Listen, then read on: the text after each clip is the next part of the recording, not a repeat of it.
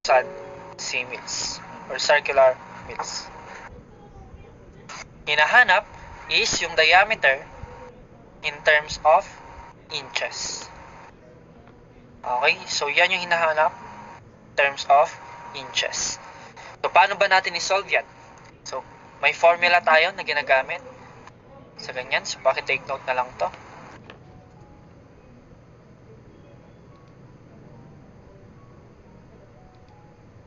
Area in circular mills is equal to D squared. Pero yung D natin dyan is in terms of mills. Okay? And may conversion tayo na kailangang tandaan. 1 inch is equal to 1,000 mills. Then, 1 mcm is equal to 1,000 cm. Yan. So, yan yung conversion na kailangan nating tandaan. Yung area natin dyan in terms of circular mills at yung diameter natin dyan in terms of mills. So, gamitin natin area cm or circular mills is equal to D squared mills. Okay? So, ano yung binigay? Mayroon kang circular mills. So, 40,000 na area is equal to D squared in terms of mills. So, mahahanap natin ngayon yung D natin. D now is equal to, so, ilan yung magiging diameter natin? That now will become square root of 40,000. And that is 200 mils. Okay, may 200 ba sa choices? Wala. Bakit? Kasi naka-mils pa lang. At ano yung hinahanap sa choices? Ang required sa choices ay inches. So, convert natin. 1 inch equal to 1,000 mils. So, divide lang natin ng 1,000. Makukuha natin ay 0.2 or 1/5 inches. So, that will now be your final answer. That is 0.2 inches.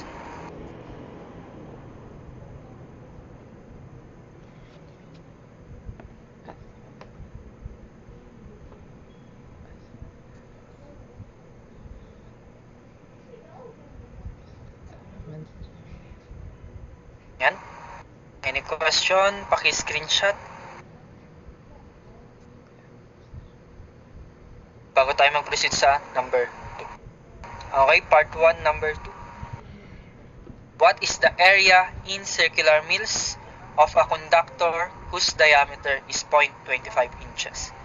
Dito naman, ang required is the area in circular mills.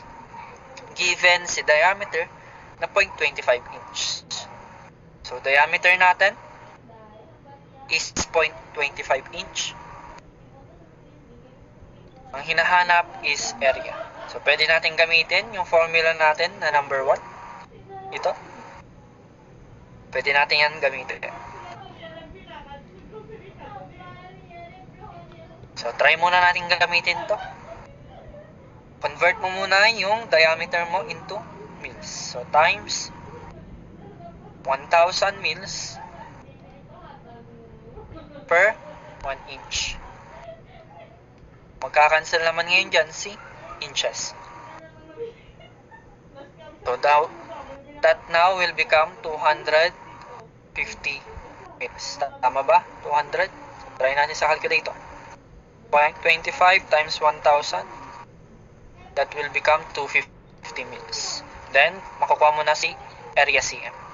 Area cm now is equal to D in terms of mils squared. So that will become, square lang natin si 250, 62,500. That will be your final answer.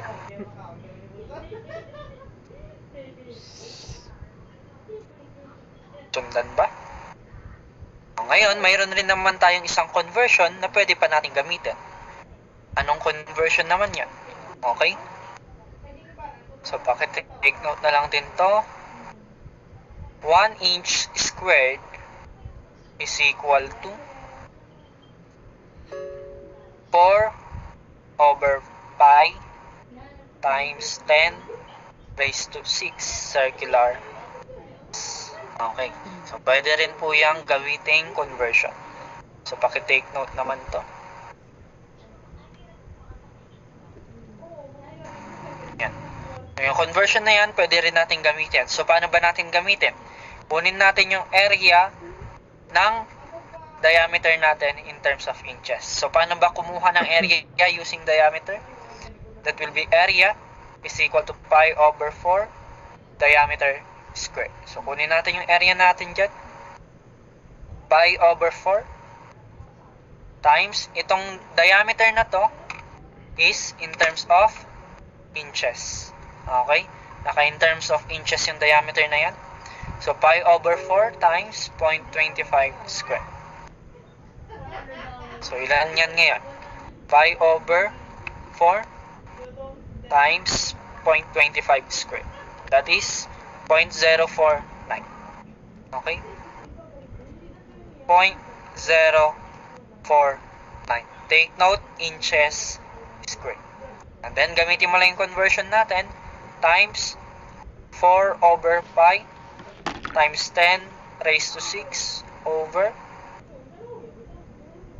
circular means over inches squared. Magkakancel lang the inches squared dyan. Dapat ang mapalabas rin natin dyan is 62.5 times 4 over pi then times 10 raised to 6. So, parehas lang yung napalabas natin, 62,500. So, pwede nyong gamitin yung conversion or yung formula. Kayo na po ang bahala. Yan. So, conversion tong pangalawa. So, this is a conversion ng inches squared to circular. So, any question?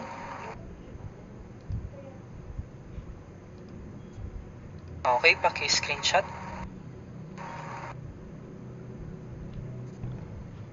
Okay, then proceed tayo sa number 1 ng part 2.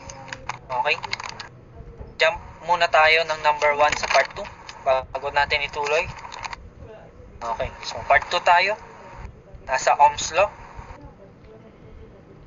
A circuit has a resistance of 8 ohms. So, mayroon ka daw 8 ohms resistance.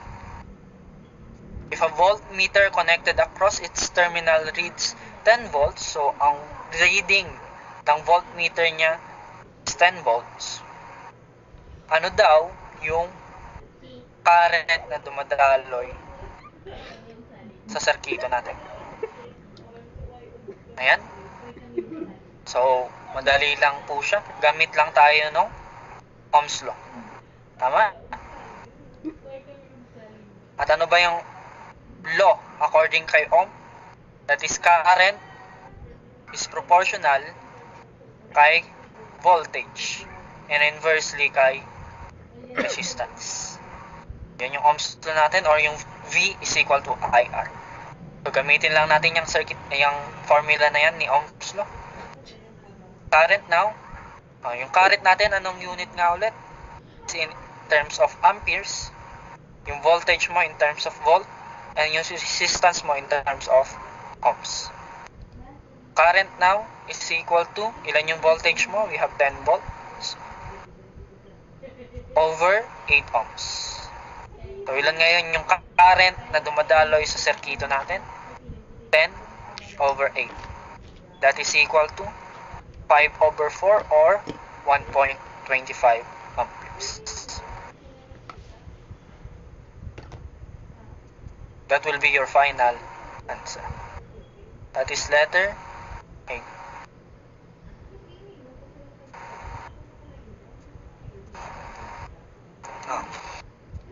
Paki-screenshot, engineers.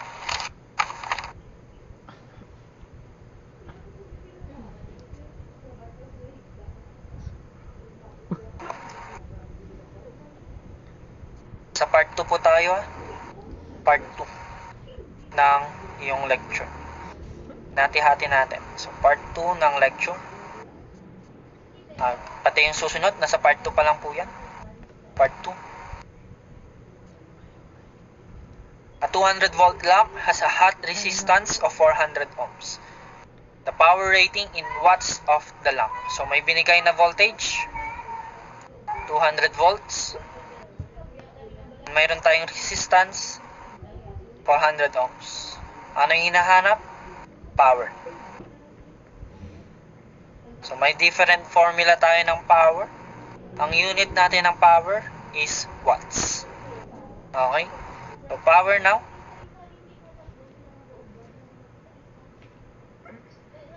Formula natin ng power. So, una is current times voltage. Ano pa ba? Gamitin mo yung Ohm's law natin. I is equal to V over R. Substitute mo doon. Magiging V squared over R. Okay? Or, mayroon pang isa. Pag yung V naman, ang papalitan mo, magiging I squared R. So, yan yung tatlong formula natin ng powers. That is the three formula na pwede natin gamitin kay power. So, ngayon, ano yung binigay ba sa problem natin? Mayroon kang voltage at mayroon kang current, ay resistor. So, ano yung gagamitin nating formula? That is P is equal to V squared over R. So, ito yung gagamitin natin ngayong formula. So, P now is equal to V squared over R. Substitute natin. That will become 200 squared over R. That is 400 ohms. So, ilan yung final answer natin? That will become 200 squared over 400. That is equal to 100 watts. That will be your final answer.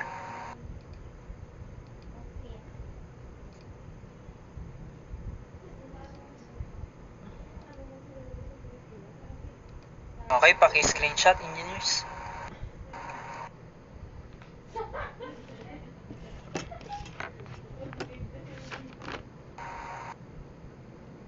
Then, proceed tayo sa number 3 ng part 2. So, part 2 pa lang din po ito.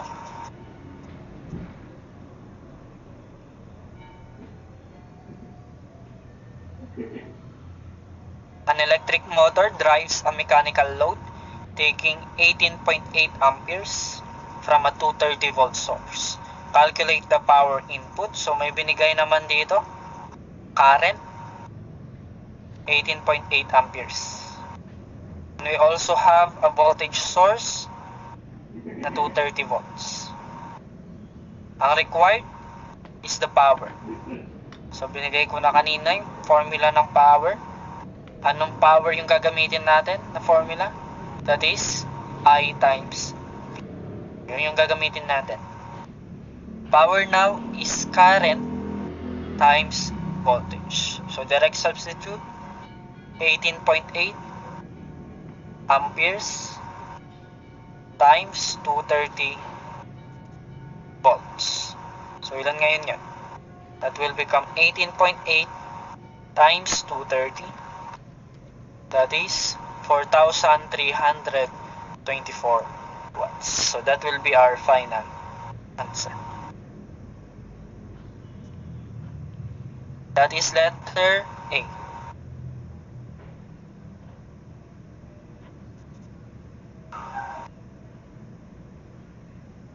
Okay, paki-screenshot, engineers.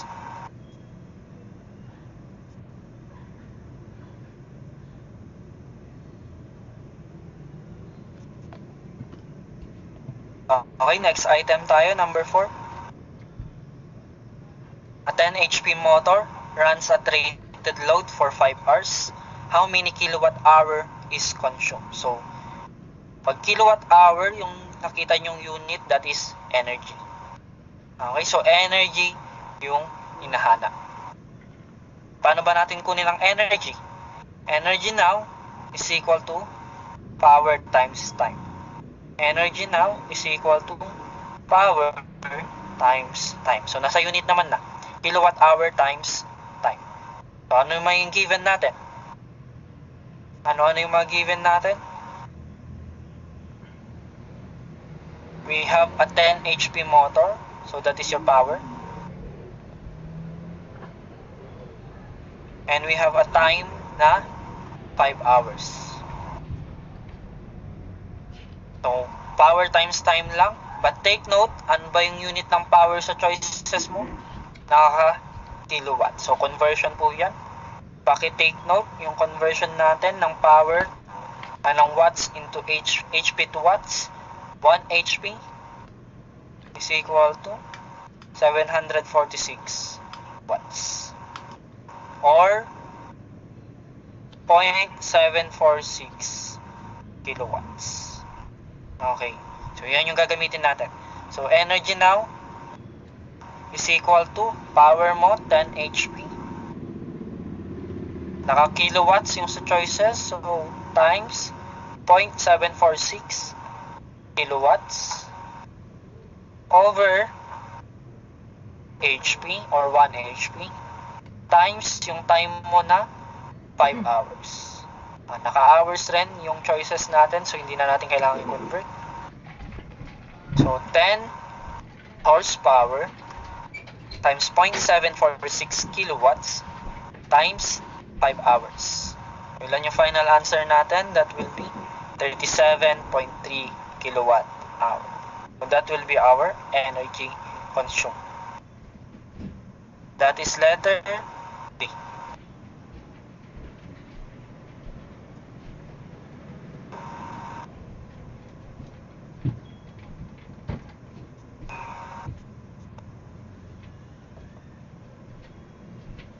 Okay, paki-screenshot, engineers.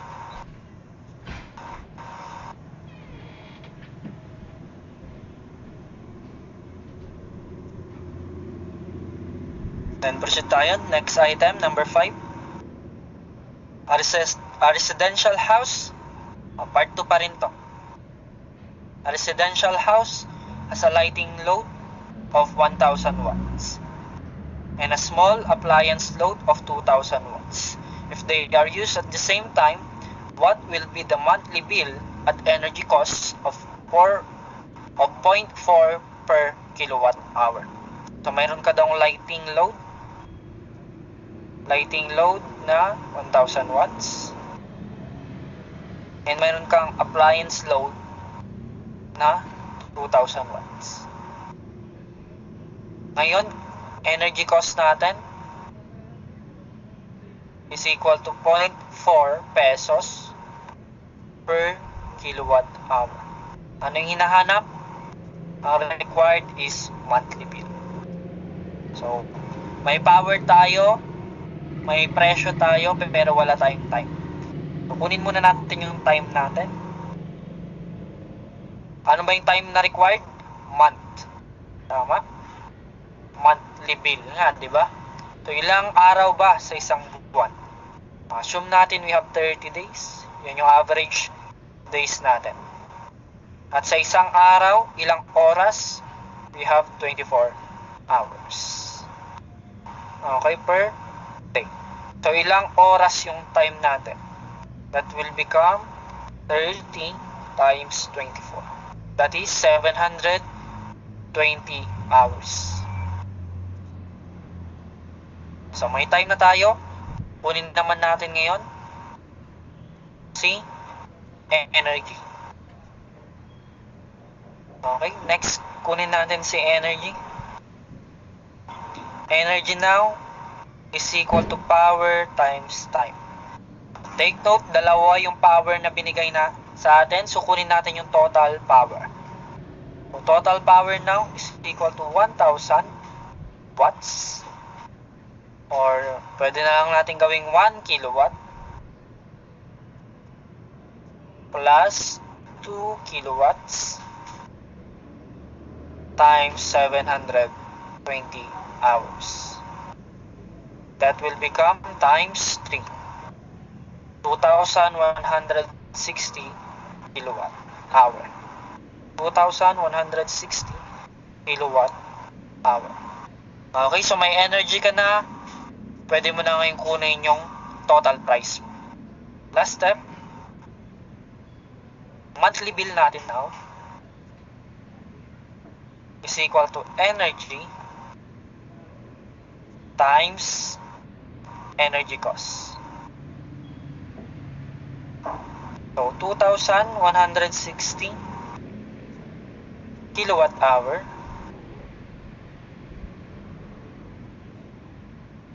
times magkano? 0.4 pesos per kilowatt hour. Magkakancel lang dyan si kilowatt hour. Ilan ngayon yung makukuha natin? Times 0.4 is equal to 864 pesos. So, yan yung monthly bill na babayaran. That is letter C.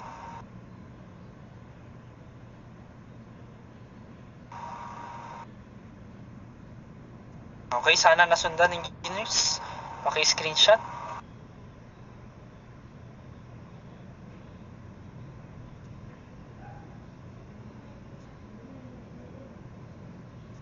Then proceed tayo. Next item, number 6. A heater draws a current of 2 amperes.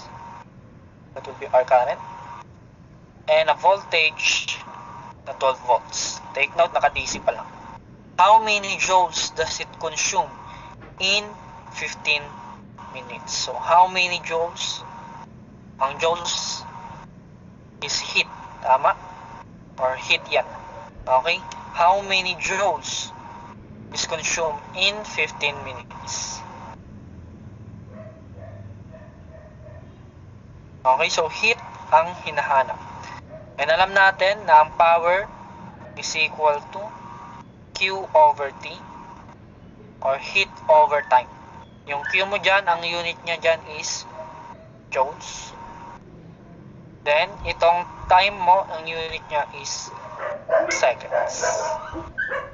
So, pwede nating sabihin ngayon na yung watts na unit natin equal lang pala siya kay joules per second. Okay, yung unit na yan, magkaparehas lang. So, watts is equal to joules per second. So, anong kailangan natin gawin? Kunin natin muna si power. Kunin mo si power. Anong formula ng power yung gagamitin natin? That will be current times voltage. So, 2 amperes times 12 volts. And that is equal to 2 times 12. That is 24 watts. Okay, then saka natin pwedeng gamitin yung P is equal to Q over T. Makukuha natin naman next yung Q natin. So, 24 watts is equal to Q over 15 minutes. 15 minutes, convert natin yan into seconds. So, in 1 minute, we have 60 seconds. 1 minute is equal to 60 seconds. So, pwede ka nang mag-shift solve ngayon. Or kahit hindi ka na mag-shift solve, ipat mo lang. So, Q now is equal to 24 times 15 times 60. That is equal to 21,600 joules. So, that will be our final answer. 21,600 joules. That is letter A.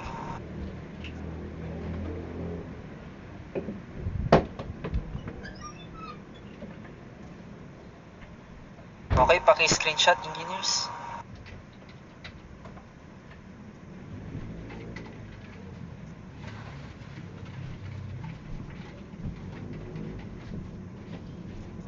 Then, proceed tayo sa number 7.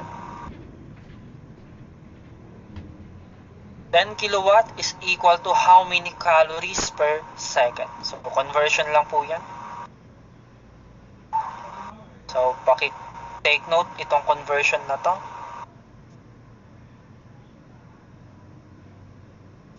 One calorie is equal to 4.186. So, yun lang ang tandaan. So, 10 kilowatts. Alam natin na ang watts, 1 watt, equal lang po yan kay 1 joules per second. So, ibig sabihin, 10 kilowatts, equal lang yan ngayon kay 10 kilojoules per second. Ngayon, anong hinahanap? Calories per second. So, convert mo lang. 1 joule, 1 calories is equal to 4.186 joules. So, equal na lang yan ngayon. Magkakancel lang dyan si joules at saka si joules. So, ilan ngayon yung makukuha nating final answer? That will become 10 kilos or 10 times 10 raised to 3 divided by 4.186. That is 2,388 calories per second. Or approximately, that is 2,400 calories per second. That is letter B.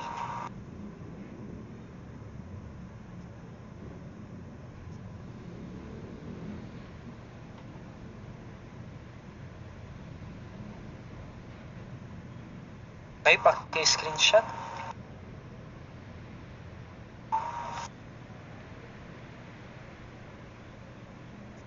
So, next item tayo, number 8. Sa part 2 pa rin po ito. So, last item sa first subtopic natin na conversion in Ohm's law.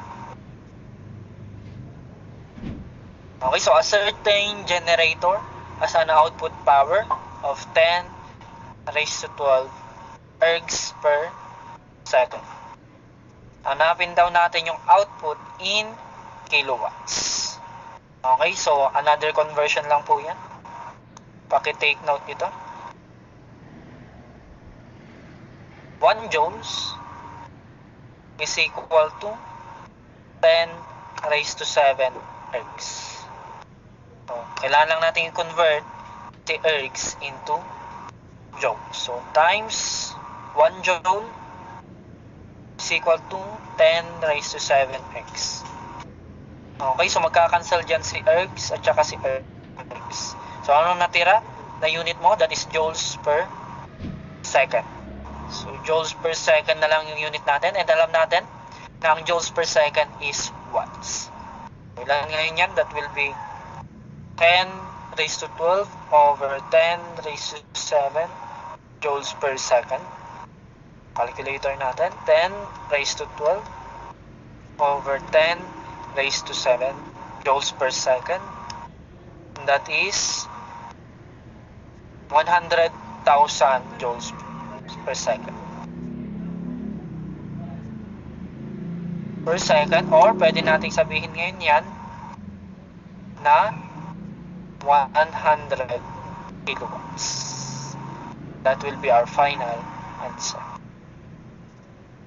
Letter C. Okay, paki-screenshot, engineers. Okay, so tapos na tayo sa first topic natin. Tama? Tapos na tayo sa first topic, subtopic natin na conversion and Ohm's law. So,